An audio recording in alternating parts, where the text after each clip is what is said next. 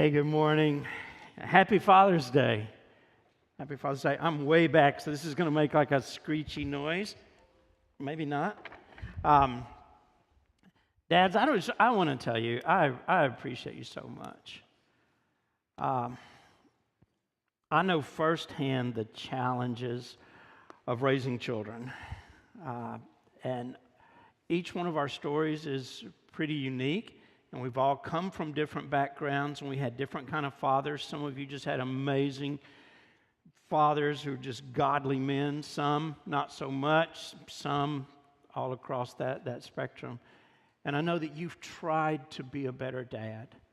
And that's been my prayer in our family, and my prayer for you is that every generation we would just be better parents. I know, yes, we absolutely...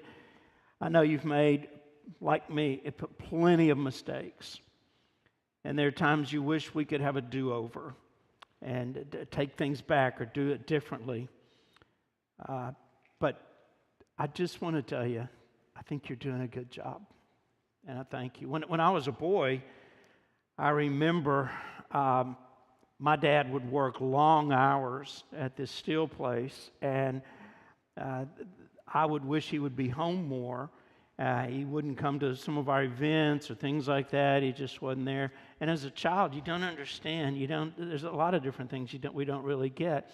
But it was when I grew up and left home, and I realized he didn't work overtime hours because he just loved being at the shop. He was putting food on the table. He was paying our bills. He's providing. I think in the best way he knew how to make sure we had what we needed. In my home, there was seldom much extra. We didn't have a lot, but we had a home. We had food. We had clothes. We had, as I look back, we had everything that we need. So, dads, we see you.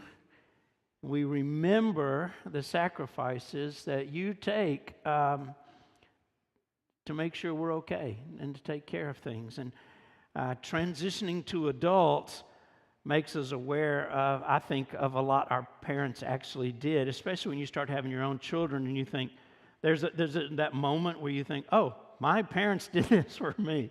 And you realize that. And dads, let me just say a word. Don't feel the pressure, because I think sometimes we want to be a better dad. We look at our dads or other dads and think, I want to be a better dad. I want to be a better dad. I'm not sure, how to be that. And so what we do sometimes is we look over at mom because she's getting it right. She's just kind of just wired that way, maybe naturally, and we think, okay, she's really doing a great job. I'll just be more like her. And good plan, except God didn't call you to be a mom or a grandmom, He called you to be a dad. He calls you to be a father, to be a grandfather. So you be you. You be you. And bring everything that's so uniquely just baked into that role of fathering, of even now for me, grandfathering. And just be that. And you will complement each other and be such a powerful influence on this generation. It's a transition. And some transitions, make us forget what came before. People forget. In the moment, you may feel like in your life, well, God is nearby, and I feel so close to Him. He answers a prayer. He carries a church through uncertainty. He provides in a way that nobody could have arranged. I've got so many of those stories. I heard some of those stories this week from a brother that just said, I could not have made that up. I could not have planned that, and it just came. He gives peace when you need it the most. But then time passes, and the emotion fades. The details start to blur, and you forget. And I've seen people in their 20s, and their 30s, and their 40s say, well, I'm just going to deconstruct my faith. I'm just going to break it down. I don't know if I believe that. They've forgotten the faithfulness. They've forgotten all that God has carried them through. And if we're not careful, we can stand in the very place that God brought us to and slowly began to think and act like we got there on our own. Now, I got myself there. And our stories are more and more about us and less about the Lord. So today is a really good text. I could not have planned this better for Father's Day to fall on the chapter where we are in our look at Joshua and just his courage in certainly an unknown circumstance. And Joshua 4 is all about choosing to remember.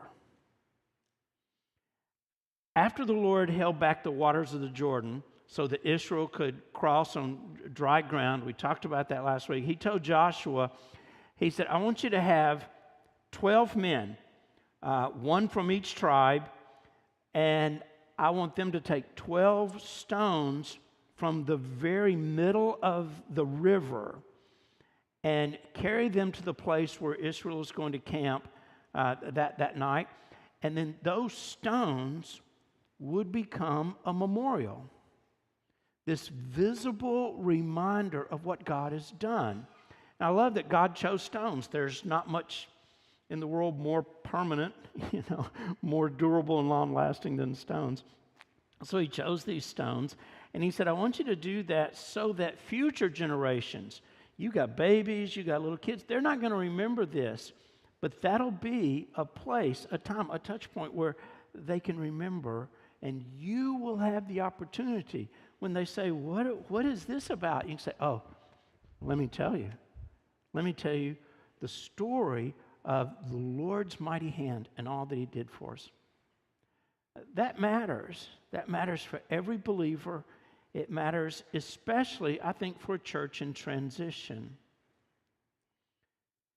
Some of you know exactly what that feels like maybe right now. You're between seasons. Maybe you're waiting for something. You're praying about something you haven't seen the answer to. You're wondering, what is the next chapter going to look like? I wonder that. I'm about to step into a season I've never experienced, and I don't know what that's going to completely look like. You may be at a place like that, and there could be excitement about it. There could also be some uncertainty about that. Maybe it's a job change.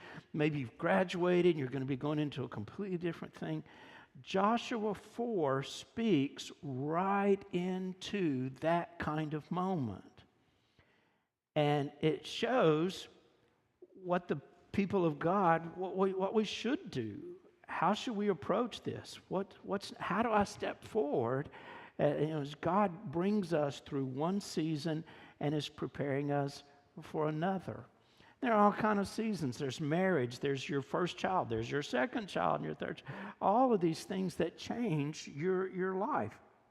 Now, the first thing we see in this narrative, that I really like, is that when God brings you through deep waters, remember what he's done.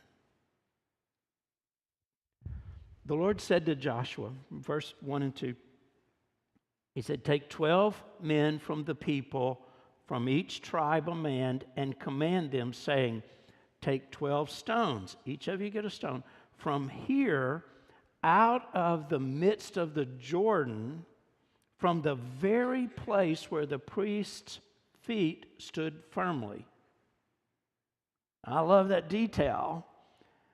These are not random stones. Everybody go get a rock. I've got an idea. We're going to do this. No, he said, go into the riverbed. These are stones from the very place where the priests stood holding the ark when the waters were cut off. They had their foot on one of those stones just for balance, and they stood there and said, those are the ones I want you to get. And that means that the memorial that they're building is literally made out of the place where God held back what should have overwhelmed them. There's something deeply powerful about that. God does not just tell Israel, remember this in kind of a vague way or a sentimental way. He says, no, I want you to carry away physical evidence of my faithfulness. So this chapter uses words like sign and like memorial in a different way. The Hebrew idea behind memorial points to something that brings God's work back to mind so that it won't be lost to forgetfulness. You don't think, oh yeah, I don't remember that, or we weren't part of that. So the stones were meant to preach, even as they just sat stacked in silence. Now, this is true for us. We need reminders because we are forgetful people. We forget answers to prayer. We forget how desperate we were when God first met us or when we encountered Him in all these circumstances and situations. We forget how many times the Lord made a way when there was no way that seemed obvious to us. I went back, I'm kind of trying to organize things and kind of clean things out. And I went back and looked at a journal from several years ago. And wow, I had forgotten of how God had answered this prayer. And there was this moment, and I thought, wow, I'm so glad that I wrote that down because God was faithful, and He's been faithful. We just sang about that. I want you to think about how many families keep objects because of what they represent. I have probably my shelves at home and here. There's all these random things that people come in and say, what is that? And tell me about that. Everything there has a story. Everything has its own story. For you, it might be an old letter, a worn-out Bible, a hospital bracelet, a faded photograph, a key from your first house. But to that family, it's a marker. It's a remembrance. It said, God met us here. This was part of our life. And that's exactly what these stones are. They're a testimony that you can touch. So cleaning out some of my stuff that's, because I've been here a long time and there's stuff, and in the room we used to call the dungeon, then they called the intern office, and now it's going to be for the school administrative offices, and I'm going through those. Anyway, I found some things I had forgotten about. One of those, this is a bulletin from my ordination service, November 7th, 1982, before a lot of you were ever born or thought about it. And it's got everything that happened. It's got the names of the people. These men, I remember this, and I remember the songs, and even wrote some of the scriptures that they mentioned. And I thought, oh, Lord, thank you for letting me find this. Maybe you've got things like this. And I suggest if you don't, you should do that. I've already told you several times of how every Thanksgiving, each of us in our family, we gather together, we have a big meal, we have a lot of laughs, we have a lot of fun. But at the end of the meal, we write on stones of what we're thankful for that year, what God has done in the past and in this year. And we go around the table, and each of us share a little bit about, well, I had this surgery and the Lord was faithful, or this happened, or we just talk about that. And each one of us always goes into it saying, we're just going to be casual. We're not going to make this a thing, but we always get emotional. And whoever is in the beginning and the tears come and we think, no, now we're all going to do that. So it's like we look forward to it, but we kind of think, no, I don't want to do that, But it's funny too. We laugh at that sometimes. Churches need those reminders. Your family needs those reminders. You can do the easiest thing, probably a photo album, because everybody has a camera in their pocket now. There's probably 10 pictures of me of my childhood, and they're all on Christmas morning and maybe my birthday, because we just did in school day, those school pictures. Uh, I don't know, we didn't take pictures that much. And so, but you've got that opportunity. But if they just stay in the cloud, if they just stay on your phone, you'll forget because you probably won't scroll back. So do something with those. Pick out the ones and that are special for you. And for a church, walking through this transition of pastors, it'd be so easy just to focus on the next thing, and you forget about what God has done in the days before. Bring that. In this process, I kind of geek out on things, especially I got into the history of Knoxville and the old history and the history of Calvary. We are so woven into the city's history here and all that God has done for a long time. We're about to celebrate that as a nation, that we're at a milestone with the United States. And I think we, as a nation, we completely forget of all that God has done on our behalf, things that can't be explained.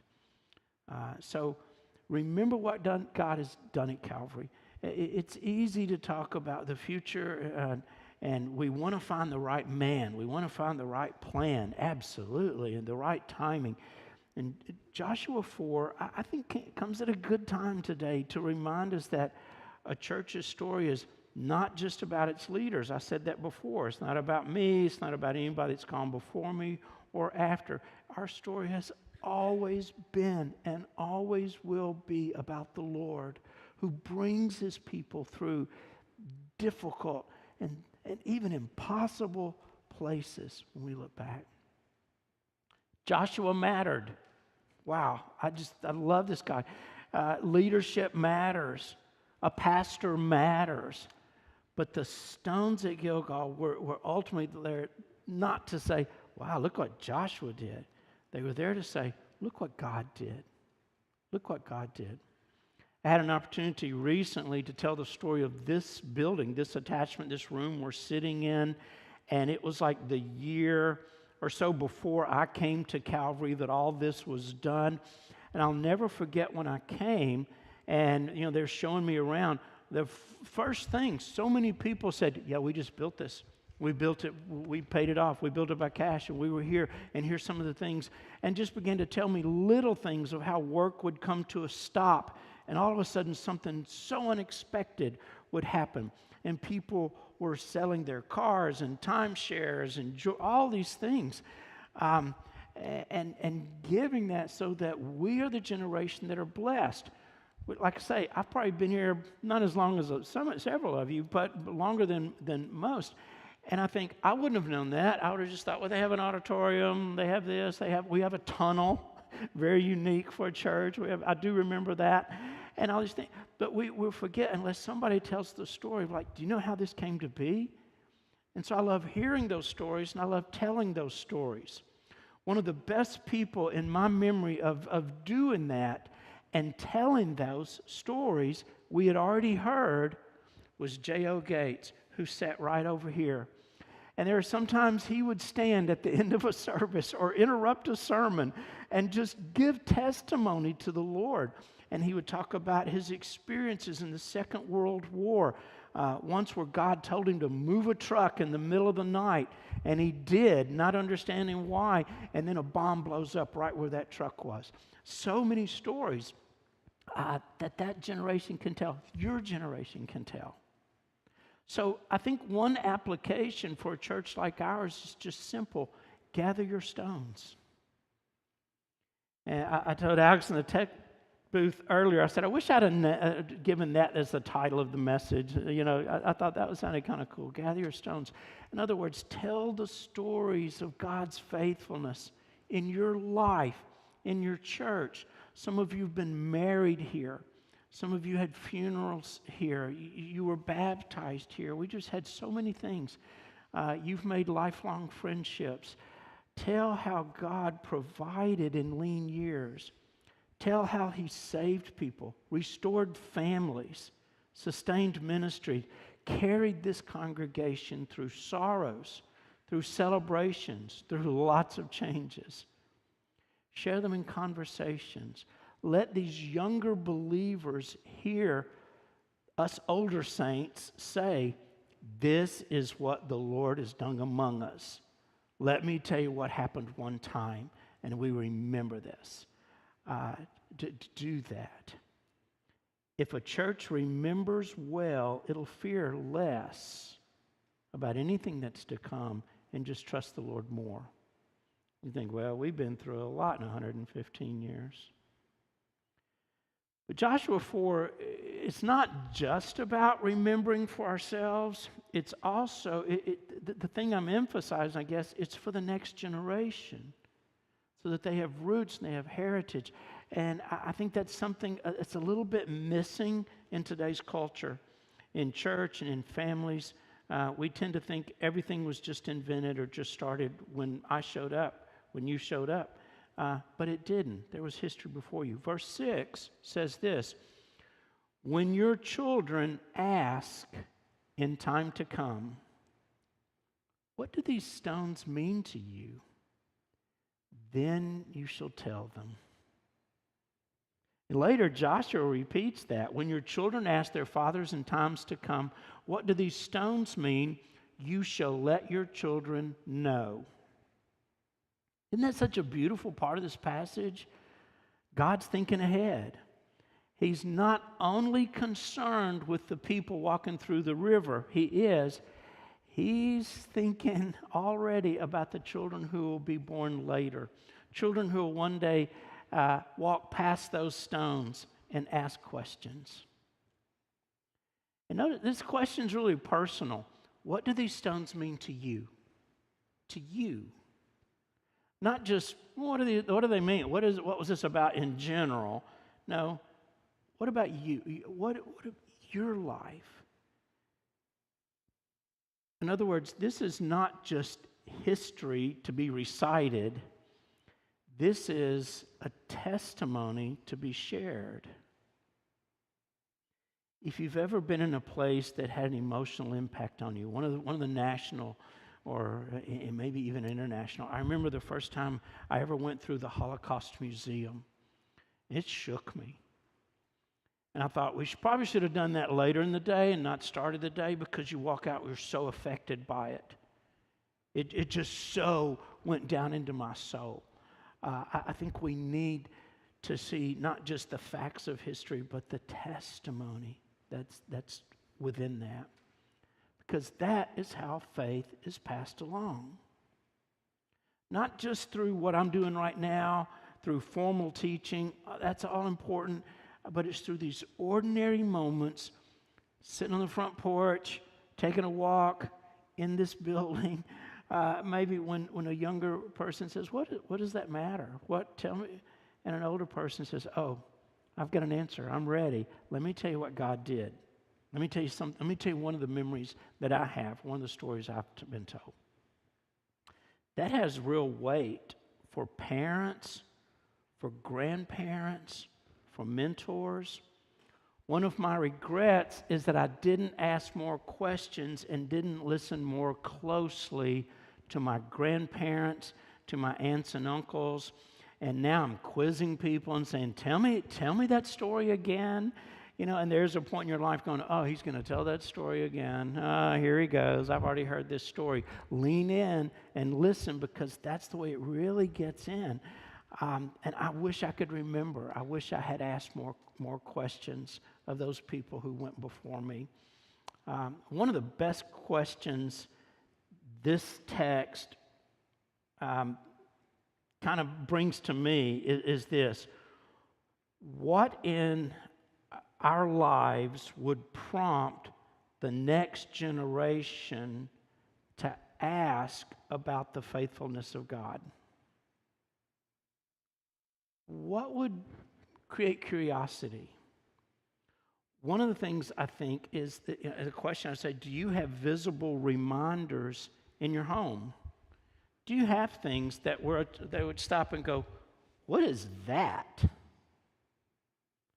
My grandsons were in my office just this past week, and they said, what is that? Why do you have that on your shelf? What is that? And I just stopped and tell a little story about it.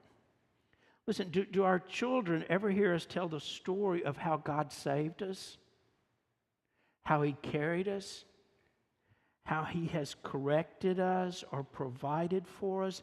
They need to hear that. They need to hear, not just see you go to church and maybe even family. They need to hear your story. Do they know the moments when the Lord brought you out of your own Jordan? Dads, be the storyteller. Be the keeper of those stories. Tell those stories. Tell them again. It's okay. I give you permission. A lot of Christians, I think, assume the next generation, so they're just going to remember. They'll get it because we're still having worship service. But Joshua 4 says that memory, it has to be nurtured. Testimonies have to be spoken. Stories of grace must be deliberately handed down. And another thing you can do, for those of you, your dads are still living, your grandfathers are still living, sometime when you're with them, just say, hey, Dad, tell me how you came to know Christ again. Hey, Mom, tell me how Grandma, you told that story. Could you tell, how did you come to know the Lord? That's how these stories of grace just get handed down. It's true personally. It's true corporately. It's true in a church. Calvary should be the kind of place where younger people can hear these mighty acts of God's straight from the lips of older saints. They should hear what God has done in this congregation, in marriages, in hospital rooms, in funerals, in revivals, in financial crises, in quiet everyday moments that might slip by. A church in transition like us, we have a very special opportunity here. While you're waiting on the next pastor, you can become a people who know how to tell stories. Joshua reminds us, he says, why does all this matter? Verse 24, he says, the Lord did this so that all the peoples of the earth may know that the hand of the Lord is mighty, that you may fear the Lord your God forever. So these stones had two audiences. First, they kind of spoke outward, beyond just the present. They declare God is mighty. I mean, Israel's crossing of the Jordan was meant to testify not just for Israel, but to the nations. The God who had opened the Red Sea, they had already heard about that. They had heard that story. And now that same God had stopped the Jordan. The story's getting closer and more personal. The God who brought people out of Egypt is now bringing them into this land. So it speaks to others. And then it speaks inward. It teaches us, it taught Israel to fear the Lord forever. That fear is not the fear of running from God. It's this reverence, this awe, this respect that just bows before Him and says, oh God, you are holy, you are powerful, you're faithful, you've been so faithful, and you're just utterly worthy of all our trust all the days ahead. That's such a great balance, such an important balance. Remembering God's faithfulness is meant to, it'll deepen your witness and your worship. So many times during Operation Contact, I've told the story to students and to parents, like, the rock? Yeah, well, that used to be in our church's basement. And people always kind of lean in and go, what? And tell me about that. I'll go, yeah, because our church was started here on campus because we love students so much. It just deepened. They thought, you really do love students. And when you moved, in 1965, you stayed as close to this campus as you could be because of the university. You go, yeah. So it's a witness and it's worship. It makes us speak more boldly to the world. And God has given us so many cool stories. And we just bow humbly before Him. I think some of us, sometimes people are tempted to live as if their survival is just due mainly to our own wisdom, grit, or planning, or luck. And Joshua 4 just exposes that, just blows that away. And he says, these stories stand there, and these stones say, you didn't get through that river by yourself. You didn't get to where you are by yourself. Your own cleverness, your own giftedness, all of those things. It was the Lord. And sometimes we need to be reminded of that. And so that's what today's about. Maybe you can look back over your own life and you can see this river that God has brought you through again and again and again. And just even writing this, it's just made me reflect about how was I ever going to go to a Christian college? I couldn't afford that. I was so broke. And then how did I get through this? And how did I do that? And every time I think, oh, I can't explain it because it was the Lord. It was the Lord again and again. For you, maybe it was a grief, an illness, a financial strain, a broken relationship. Your heart was just broken, and maybe a season of fear or a dark night where there's just spiritual dryness. You know those times you think, Lord, I know you're there, and I'm here, and I'm faithful, but it just seems so dry at this moment. And at the time, you may not have known, how am I going to get through this? But you did. I remember we lived in Collierville, and our car broke, and we just did not have the money to repair the car. And I remember in every house we've had has always had a piano room because I'm married to a piano teacher. And I remember being in the piano room and just kneeling down in front of this couch. And I think it was $323. And I said, Lord, that just seemed like all the money in the world. I don't know what we're going to do, and we got to have a car. And just prayed, and just the way God brought that was just so miraculous. And he just does that again and again and again. Don't forget. Don't forget that. Don't think you just hammered through. And if you're honest, you know that it was not because you're so strong and you're so smart. It was the Lord. The Lord carried you. So let me ask, what are your stones? What would you point to if you were talking to the next generation, your children, your grandchildren, and what would you say? This is where God met us. He met us there, and God carried us there. God provided for us right there, and God kept us there. He did. Before Israel ever got to Jericho, God had them stop right there and set up stones. Before all those battles we're going to see ahead, there was remembrance. Before the next challenge, there was worship. Before they moved forward, they were told, don't forget. Don't forget. I think there's seeds of revival there when you begin to reconnect to the Lord and say, God, you've been so faithful. So this is a word for us. I want to show you a guy. His name's Tiffany. And he was the first person, by God's grace, I ever got to pray through salvation with on the Navajo reservation. He's the little boy that pedaled his bike the day we left beside the van and calling out, "You come back, Dan, you come back."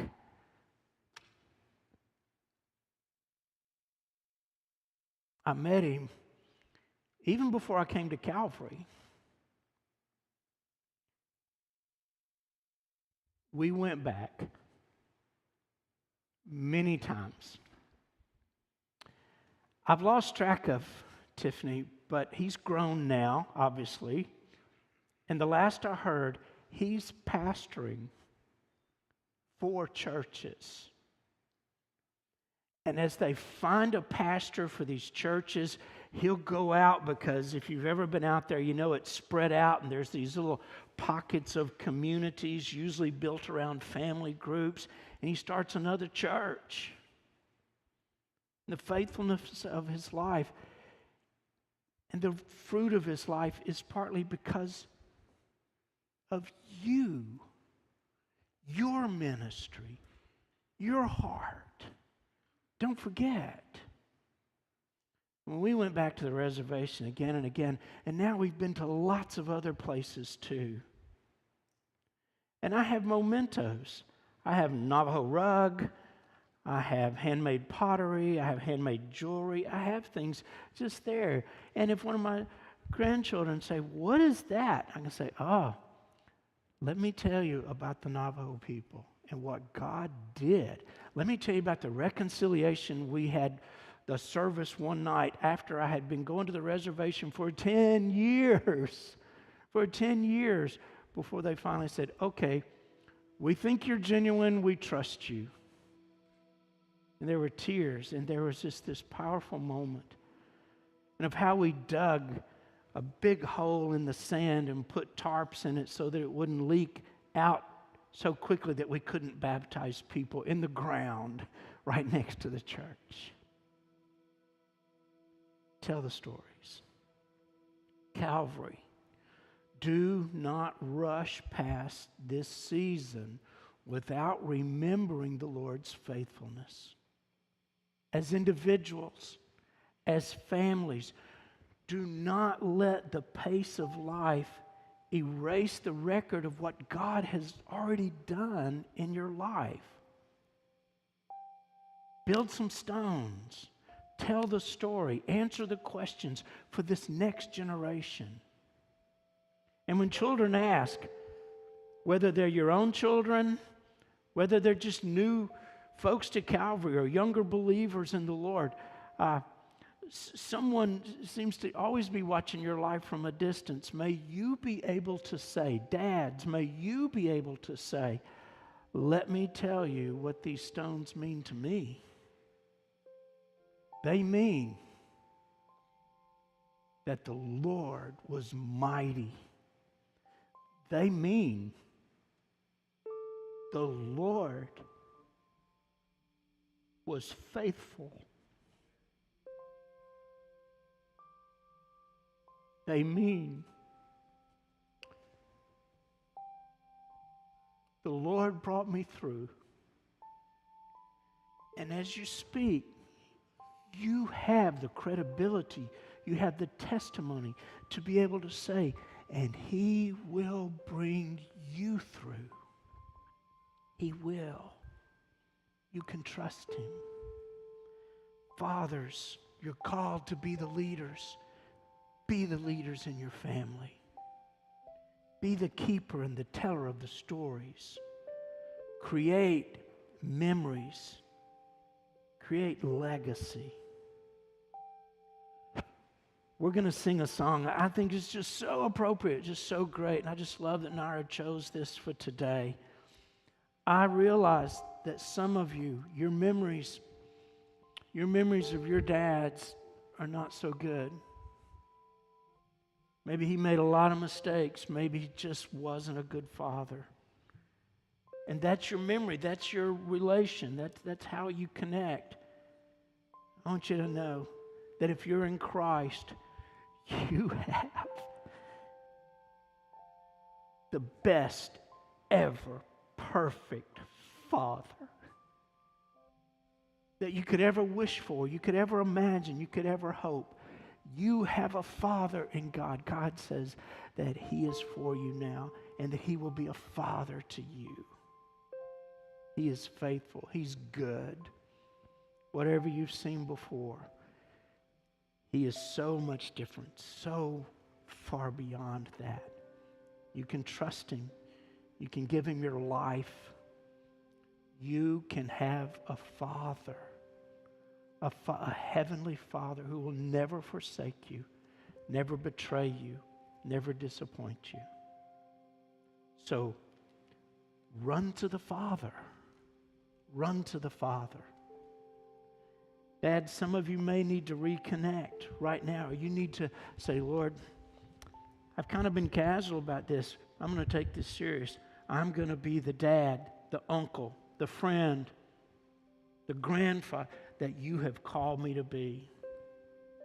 And I've got stories that lift up Jesus so that this next generation, they will run to the Father as well with us. Let's stand. Let's worship.